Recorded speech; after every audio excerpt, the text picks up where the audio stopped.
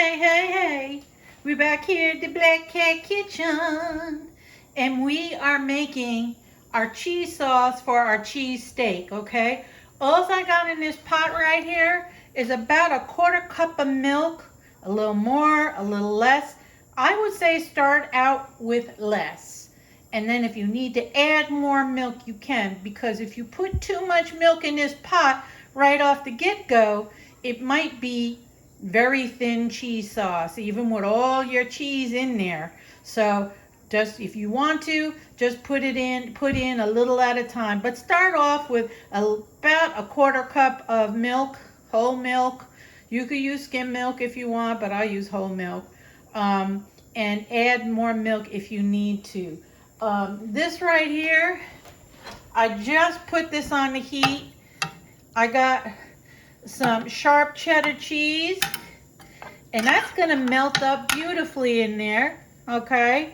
And I put in about a half a teaspoon of Creole seasoning, because you want it to taste good, just not bland cheese sauce. Although if that's what you like bland, then don't put any seasoning, but I put seasoning in everything. So we're just gonna let this cook, okay? And we're gonna keep an eye on it, and we're gonna keep stirring it. But right now, I've got it on a low heat, and we wanna be on a low heat because we don't wanna put it up too high, because then we're gonna be burning our cheese sauce and boiling up our milk, which we don't want. If you haven't noticed, I have a bottle of ketchup over here, and that is the Black Cat Kitchen secret ingredient for our cheese sauce, that and the Creole seasoning. And over here, we've incorporated our beautiful caramelized onion in with our beef mixture, and that's just sitting up here waiting for the cheese sauce to be done so that we can make our cheesesteak sandwiches. And I have some beautiful Cuban style bread that we're going to be using.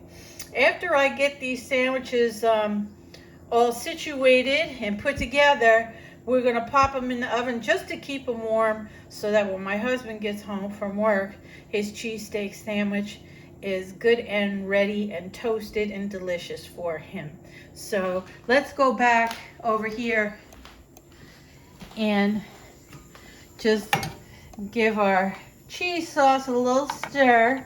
I can see now that this cheddar cheese is starting to get a little wimpy, so it's starting to break down in our milk.